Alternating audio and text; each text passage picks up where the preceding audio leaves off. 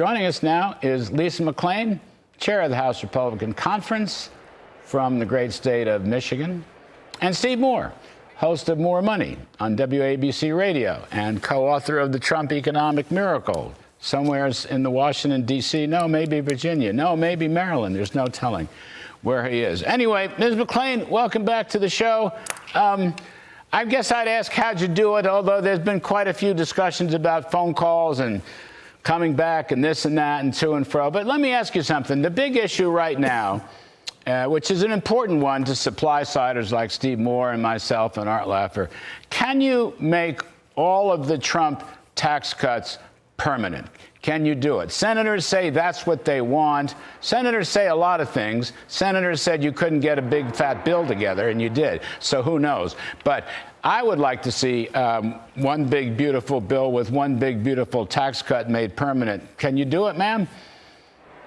Well, I'm an optimist by nature. I think we can do it. No one thought we could do what we did last night, but we did it. We came together and we passed the budget resolution. So I'm excited. Is there work to be done? Absolutely, there's work to be done. Is it going to be messy at times? Yeah, it is. But we're going to get the American people to a better place, which is what they elected us to do in the first place. And what I would say is this. Listen to what we're talking about right now, Larry. We're talking about tax cuts. The Democrats want to talk about not, letting them continue on and not giving Americans tax cuts. We're talking about how do we pay for these tax cuts. We're talking about how do we have pay-fors. How do we do this in a responsible manner? I mean, goodness gracious, we haven't talked about things this optimistic since Christ was a kid. We are on the right path. We just now need to get to work and keep it going. You know, Steve Moore, it's interesting. I happen to like budget pay-fors. In other words, if you raise spending here, you should cut spending there. Maybe even 2% or $2 for every spending hike.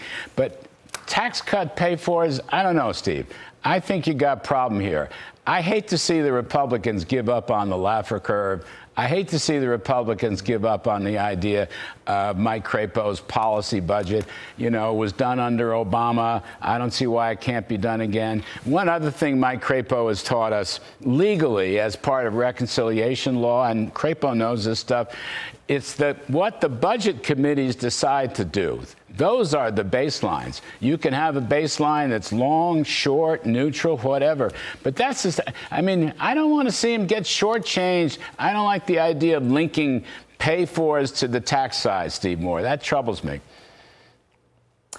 So, first of all, I want to congratulate Lisa McClain. Fantastic job. Yesterday was a unbelievably important red letter day for America. We're over a big hump here, Larry. It was one vote, but we got this thing done. So, Lisa, congratulations and congratulations. I love the Speaker of the House. He did an amazing job. And I think Donald Trump may have intervened at the last minute to get this done, which is fantastic with some phone calls.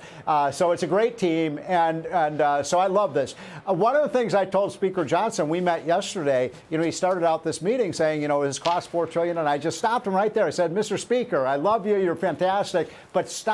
And Lisa, you did this too. Don't talk about, that this is going to cost money. All we're doing here is preventing a $4 trillion tax increase, which is what Larry was talking about earlier. And that's what apparently the Democrats are for. This very significantly raises the odds, Larry, that we're going to get this thing done. So I'm happy. I think it was a really important day. And stick with this program and let's get it done. I'm very wary. The one thing I worry about, Larry, a little bit, and I want to make sure that the chairwoman understands this. I'm a little bit worried about some of our conservative friends, Larry, who still want to kind of hold the tax cut hostage to all these spending cuts. I don't think that's it. Let's just get this tax cut done now, and then let's cut the budget. Well, they're the ones on Mr. Trump's phone call list. He's got them on speed dial. Yeah, right. That's the way this is going to have to work. Lisa, I do want to ask you about DOGE.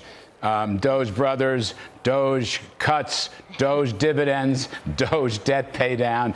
Do you visualize any DOGE in this budget package when it finally gets put together?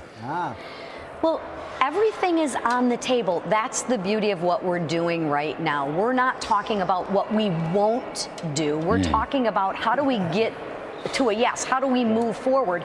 So right now, where we stand right now, I think everything's on the table. And why shouldn't it be?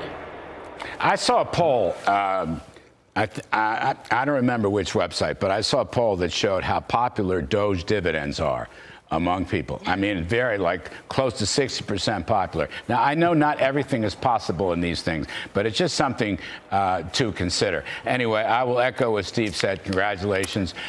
You beat the odds. You beat the odds of all the liberal punditry in Washington, D.C. You even beat the odds of the Republicans in the Senate, which I think I liked even more. So, Lisa McClain, thanks so much. Steve Moore, appreciate it very much.